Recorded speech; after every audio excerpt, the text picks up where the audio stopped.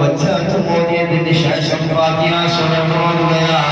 എന്നാൽ നമ്മുടെ ഹൃദയത്തിലുള്ള ചിന്താഗതികൾ എവിടെയോ മാറിക്കളയുകയാ, നമുക്ക് എവിടെയോ കൊടുക്കാനുള്ള കടങ്ങൾ മനസ്സിലേക്ക് കൊണ്ടെത്തിക്കപ്പെടുകയാ, നാളത്തെ ചിന്താഗതി നമ്മുടെ ഹൃദയത്തിലേക്ക് കൊണ്ടുവരികയാ.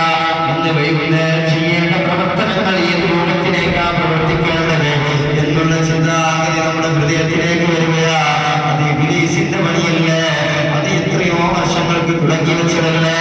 ആ വർഷങ്ങളൊക്കെ അല്ലാഹു പറയുന്നുണ്ട്, നിങ്ങൾ വിവാദത്തെടുക്കുകയാണെങ്കിൽ, നിങ്ങളുടെ എനിക്ക് വേണ്ടിയിട്ട് സംക്രമം ചെയ്യുകയാണെങ്കിൽ അത് നീയത്ത് നന്നാക്കണമേ, അതിൽ ആത്മാർത്ഥത കൊണ്ടെത്തിക്കപ്പെടണമേ, അല്ലെങ്കിൽ അതിലേക്ക് അല്ലാഹു വിമർശ നൽകപ്പെടുന്നത്.